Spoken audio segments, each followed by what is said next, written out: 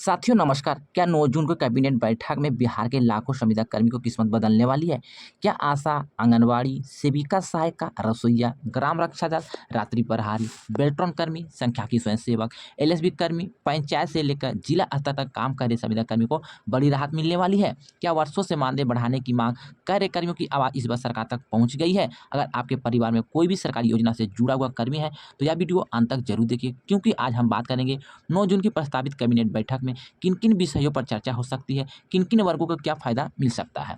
इसलिए मैं सारा जानकारी, सारा इन्फॉर्मेशन इस वीडियो में आपको बताने वाले हैं। अगर आप लोग चैनल पर पहली बार जुड़ गए हैं तो कृपया करके चैनल को सब्सक्राइब कर लीजिएगा। वीडियो पसंद आएंगे तो वीडियो को लाइक कीजिएगा, वीडियो को शेयर कीजिएगा। दोस्तों मैं आपको सारा जानकारी यहाँ पे डिटेल से बताते हैं। दोस्तों सरकारी फाइलों में ये सिर्फ कर्मचारी है, लेकिन गाँव-गाँव व्यवस्था का रीढ़ मानी जाती है। जब कोई महिला गर्भवती होती है तो सबसे पहले आशा दीदी पहुँचती है। जब बच्चे का पोषण देना होता है तो आंगनबाड़ी सेविका सहायिका खड़ी रहती है। जब स्कूल में बच्चों को भोजन मिलता है तो रसोइया बहनें चूल्हे की गर्मी सहती है।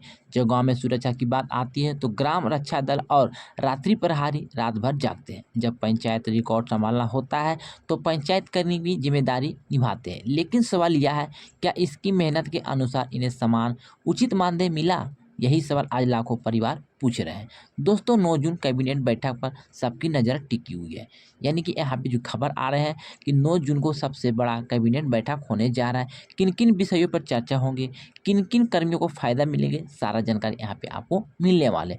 9 जून को होने वाली कैबिनेट बैठक पर पूरे बिहार की नज़र टिक चुकी है, क्योंकि आपको पता है कुछ दिन बाद आपके पंचायत स्तर पर आपको पंचायती राज चुनाव भी होनी है और सरकार भी लगातार विभिन्न वर्गों को राहत देने वाली फैसले भी ले रही है। ऐसे में उम्मीद जताई जा रही है कि महत्वपूर्ण विभाग में से जुड़े प्रस्ताव पर इस बैठक में रखे जा सकते हैं। हालांकि अंतिम फैसला कैबिनेट की मंजूरी के बाद ही स्पष्ट होगी। सबसे पहले बात कर लेते हैं आशा दीदी को लेकर। गांव की स्वास्थ्य व्यवस्था सबसे मजबूत आधार आशा कार्यकर्ता ही है। टीकाकरण हो, गर्भवती महिलाओं की देखभाल हो, स्वास्थ्य सर्वेक्षण हो, हर जगह आशा दीदी सबसे आगे रहती है। लंबे समय से आशा कार्यकर्ता मानदेय बढ़ाने की मांग कर रही थी। ऐसे में संभावना जताई जा रही कि उनके प्रोत्साहन राशि में भुगतान व्यवस्था को लेकर चर्चा हो सकती है। अगर सरकार सकारात्मक फैसला लेती है तो लाखों आशा कार्यकर्ताओं को राहत भी मिल सकती है। बात कर लेते हैं आंगनबाड़ी बहनों की स्थिति से किसी को छिपा नहीं है, उनके बारे में सभी को जानकारी है। महंगाई लगातार बढ़ रही है, लेकिन आय उसी गति से नहीं बढ़ रही है जिस गति से बढ़नी चाहिए। इसलिए सेविका सहायिका लगातार मानदेय वृद्धि की मांग लगातार सरकार से कर रही है।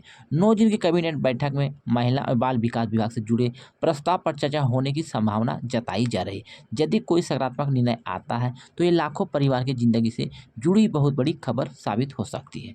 दोस्तों अब बात कर लेते हैं मिड डे मील रसोइया को लेकर। सुबह सुबह हजारों बच्चों को भोजन तैयार करना कितना कठिन काम होता है।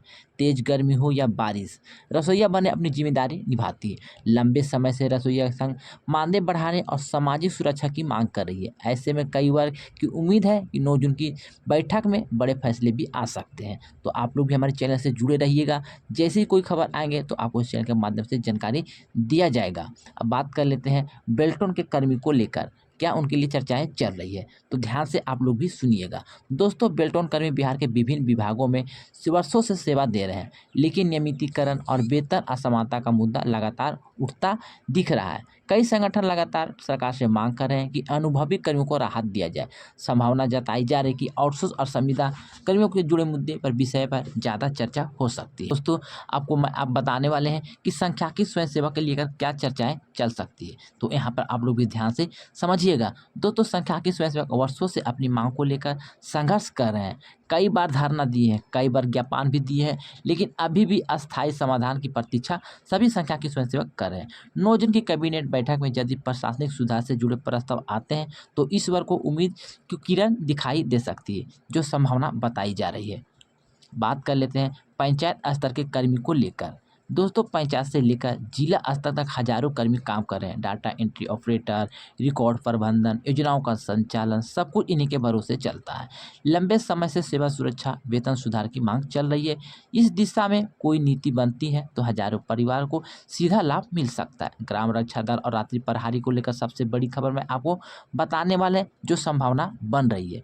दोस्तों गाँव की रक्षा में सबसे बड़ा योगदान ग्राम रक्षा दल और रात्रि प्रहरी का होता है। जो रात्रि प्रहरी स्कूल की भी देखभाल करते हैं दोस्तों। लेकिन आज भी आर्थिक इसकी बहुत ही खराब है। दोस्तों कई जिलों में मानदेय बढ़ाने की लगातार मांग उठती रही है, इसलिए इस वर्ग की नज़र कैबिनेट की बैठक पर टिकी हुई है।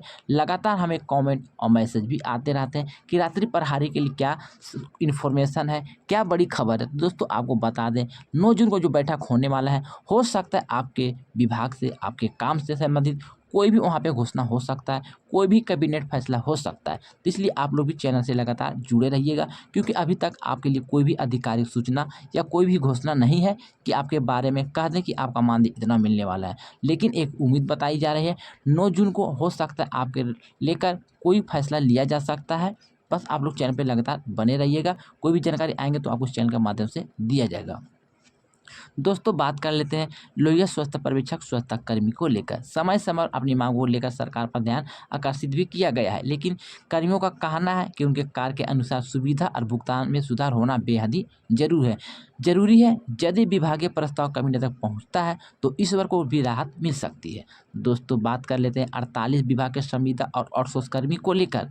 सबसे ज़्यादा चर्चा की इसी विभाग को लेकर। दोस्तों बात कर लेते हैं 48 विभाग के संविदा कर्मी आउटसोर्स कर्मचारी, जो लाखों कर्मचारी इस वर्ग के जुड़े हुए हैं। इसकी सबसे बड़ी मांग है सेवा की सुरक्षा, नियमितीकरण की नीति, समान कार्य का समान वेतन, अनुभव का लाभ। अगर सरकार इस दिशा में कोई रोड मैप तैयार करती है तो ये बिहार के लाखों परिवार के लिए ऐतिहासिक फैसला साबित हो सकता है। दोस्तों जब कोई कर्मचारी सुबह घर से निकलता है, उसके बच्चे पूछते हैं पापा आपकी नौकरी कब पक्की होगी। जब कोई आशा दीदी पूरे दिन गाँव में काम करती है तो उसके मन में ये भी सवाल उठता है, क्या मेरी मेहनत का सामान मिलेगा। जब कोई रसोइया बंद धुएं में खाना बनाती है तो उनके परिवार को भी उम्मीद होती है कि एक दिन हालत बदलेगी। यही उम्मीद, यही इंतजार आज लाखों परिवार को 9 जून के बैठक पर टिकी हुई है। दोस्तों यहाँ समझना जरूरी है कि कैबिनेट बैठक से पहले कई तरह के चर्चाएं, संभावनाएं आती है, लेकिन अंतिम फैसला तभी माना जाएगा जब सरकार आधिकारिक घोषणा करेगी। इसलिए किसी भी खबर पर विश्वास करने से पहले सरकारी आदेश या कैबिनेट निर्णय का इंतजार आप लोगों को करना बेहद जरूरी है। दोस्तों 9 जून की कैबिनेट बैठक सिर्फ एक बैठक नहीं होगी, यह लाखों परिवार, लाखों कर्मियों की जिंदगी से जुड़ा हुआ दिन साबित हो सकता है। आशा दीदी हो, आंगनबाड़ी बहन हो, रसोइया हो, बेल्टन कर्मी हो, ग्राम रक्षा दल हो, रात्रि प्रहरी हो, संख्या की स्वयंसेवक हो, लोहिया स्वच्छता पर्यवेक्षक स्वच्छता कर्मी हो, या तो 48 विभाग के सभी संविदा कर्मचारी, आउटसोर्स कर्मचारी हो की निगाह इस बैठक पर टिकी हुई। अब देखना दिलचस्प होगा कि सरकार इन सभी मुद्दों को लेकर क्या फैसला लेती है। दोस्तों अगर आप भी चाहते हैं कि कर्मचारी की आवाज़ सरकार तक पहुंचे तो इस वीडियो को ज़्यादा से ज़्यादा शेयर करिए, ताकि ये आवाज़ सरकार तक गूंजे। दोस्तों मैंने यहाँ पे आपको सारा जानकारी, सारा इन्फॉर्मेशन बता दी है, फिर भी कोई जानकारी छूट गए, बोलने में मिस्टेक हो गए या कोई गलती हो गए तो आप अपना छोटा भाई समझ के क्षमा कीजिएगा। दोस्तों अगर ये वीडियो आपको अच्छे लगे तो वीडियो को लाइक कर सकते हैं, शेयर कर सकते हैं और चैनल को सब्सक्राइब करके रख सकते हैं। दोस्तों मिलते हैं इसी तरह से बड़ी खबर, नई जानकारी के साथ। जब तक के लिए good bye, thanks for watching, जय हिंद।